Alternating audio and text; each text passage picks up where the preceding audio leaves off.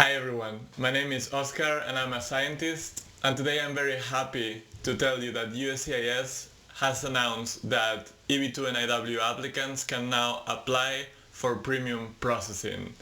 In the past that was being implemented, now it's going to be fully available for everyone. And in this video I'm going to tell you all about it, when can you start applying for this benefit, how much it's going to cost you, what it will mean for your timeline, and also for other categories like EB1C or certain students that are also going to be benefited from premium processing. So let's jump in and let's take a look at this announcement from USCIS. So this is the screen. You can browse this link that I'm actually going to leave in your description below in this video, where they announced the final phase of premium processing expansion for EB1 and EB2 for I-140 petitions. Remember that I-140 is the first step in your process when you are self-petitioning. And also they talk about certain student situations.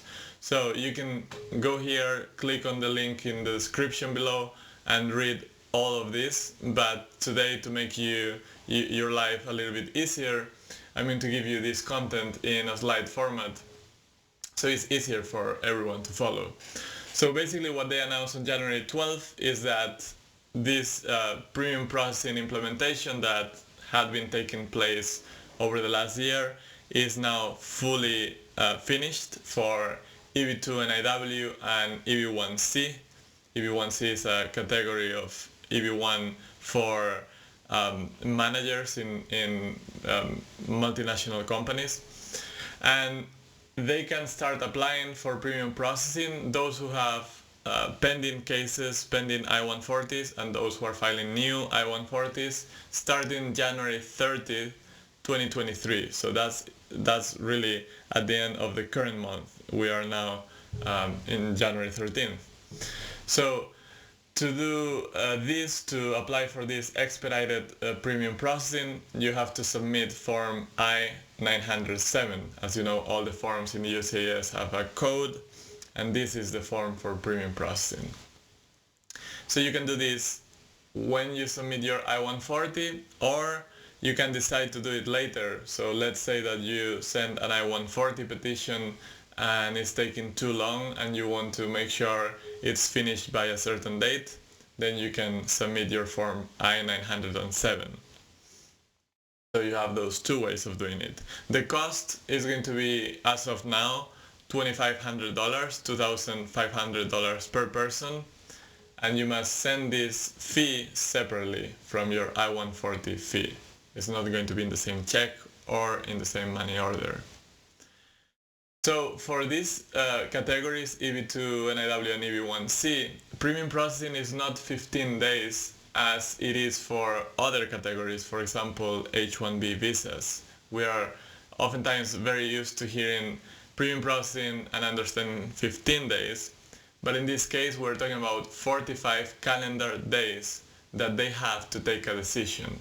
And a decision can be an approval, a denial, or they can issue an RFE, request for evidence. You can read more, or you can better say watch more about an RFE in my video that I leave a link here.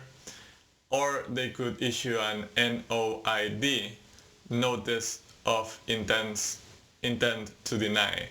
That's like an RFE, but much more negative, much more dangerous for the applicant. And you can also know more about NOIDs in that video for RFEs. So they have 45 calendar days, but I have an asterisk here because in the proposed new fees that USCIS has released and is under public opinion period right now, they do say that they want to change the term calendar for business days, which would give them much more time, because then weekends wouldn't be accounted. But as of today, it's 45 calendar days, so natural days. And by the way, if you want to listen a little bit more about these proposed fees, by the way, they are increasing fees quite a bit, and go check my video that I leave a link here so you can know more about what it means. By the way, also the premium processing fees would be unchanged in that proposed fee schedule. So what other categories are affected? So if in January, at the end of January, EB2 NIW applicants will be able to submit their premium processing request. In March, F1 students seeking an OPT, Form I-765, that's the Employment Authorization Card, they will be able to apply for this premium processing. And also F1 students seeking an OPT extension for a pending I-765 form. In April 2023, F1 students seeking STEM OPT extensions will be able to do this premium processing for the EAD cards. And then May and June, other students and exchange visitors with pending forms I-539 will be able to start doing this. You can read more about it in the link that we discussed, but I want to focus on our EB2 NIW category and specifically answer the question if you should apply for premium processing. And this is a question that I get all the time, even before this was approved, and I assume this is going to continue. This is totally your decision. Nobody should decide on your behalf, not even your lawyer if you're using one, and of course if you're not using one, it's entirely up to you.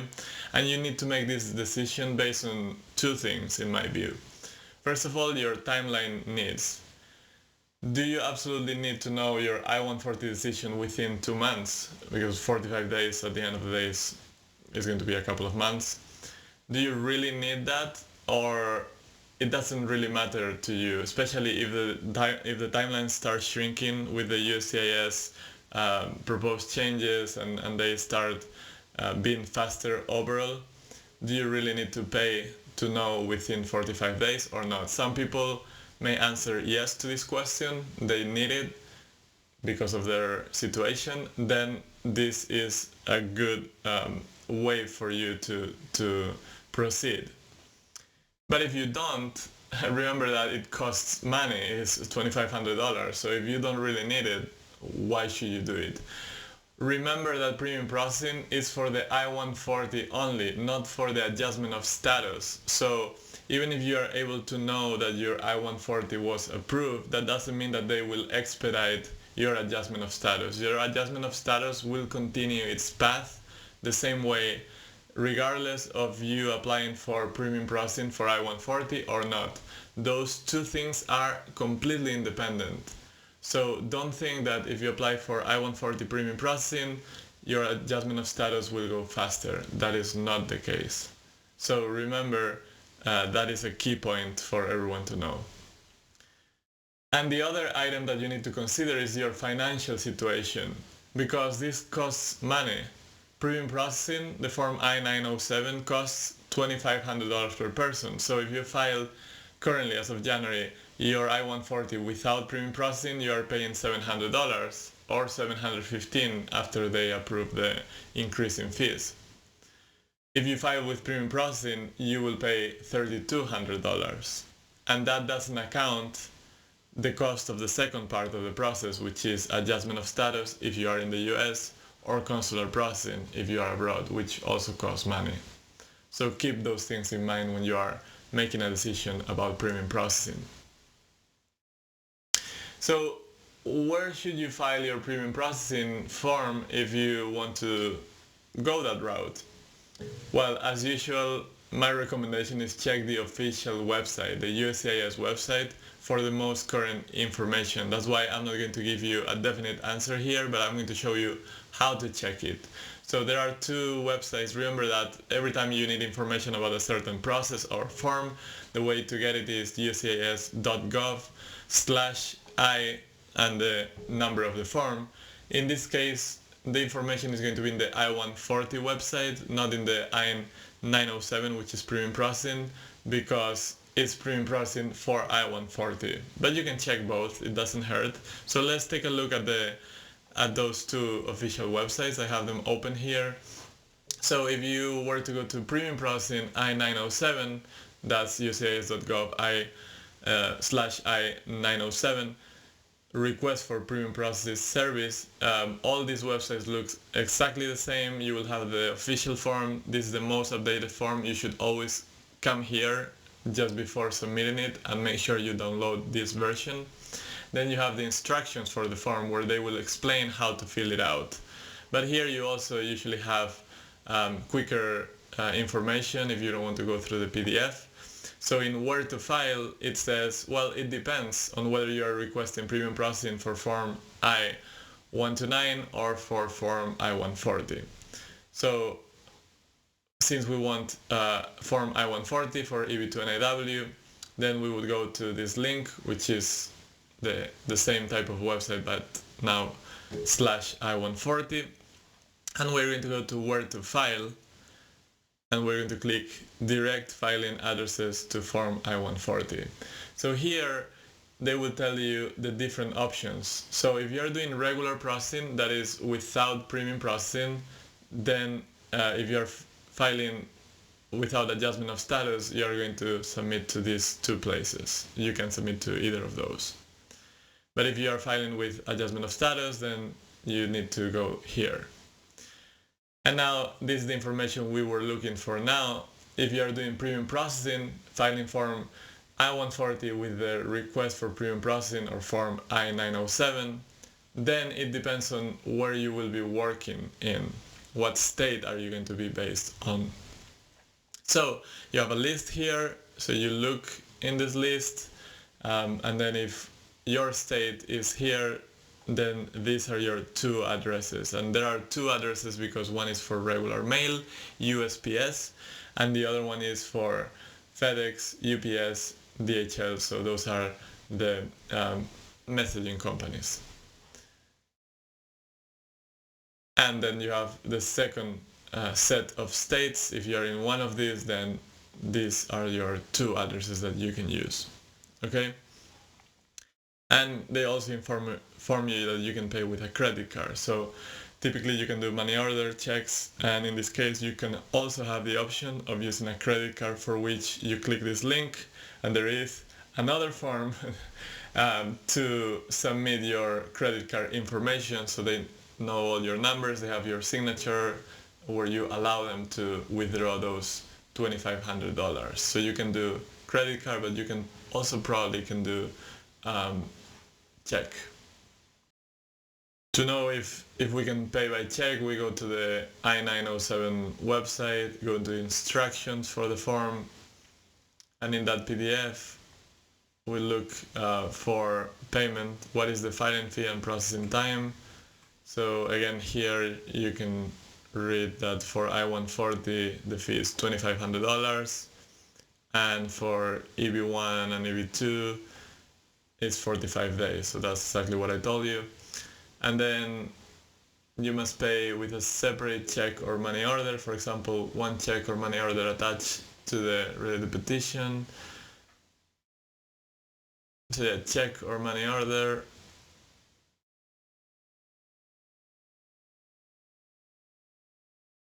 Yeah, so surprisingly here they don't mention a credit card, they do mention it in the other website. I always prefer paying by check for those things, because when you pay by check you will know almost immediately if they cashed your check, and when they cash your check you're completely certain that they receive your petition and they will start working on it.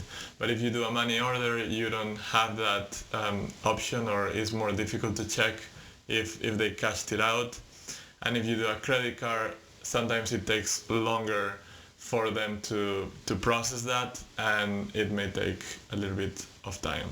So it depends how patient you are with these things. I prefer to know it really fast.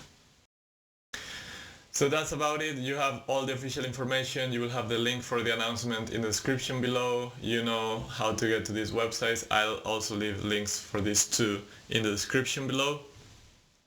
And I think overall these are really good news for everyone in this EB2 NIW category, and for also for our friends in the EB1C category.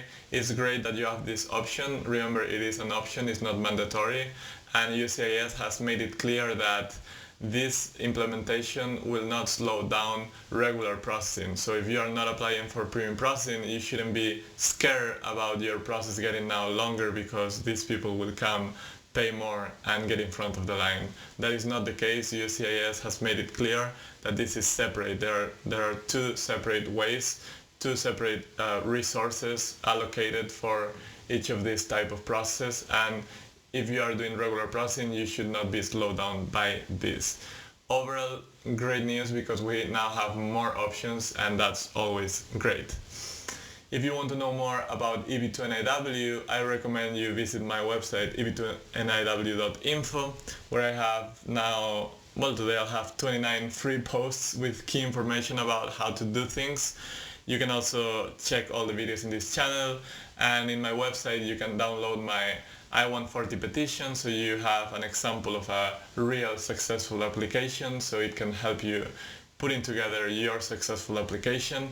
I also have adjustment of status packages, and I'm working on a very comprehensive EB2 NIW course that is coming soon in February, where I'll have step-by-step, never seen exclusive videos walking you through the process so you can do it yourself. You can make your case stronger than ever, and that can help you get your case accepted sooner by USCIS and immigrating to the United States in a legal way and in a permanent way.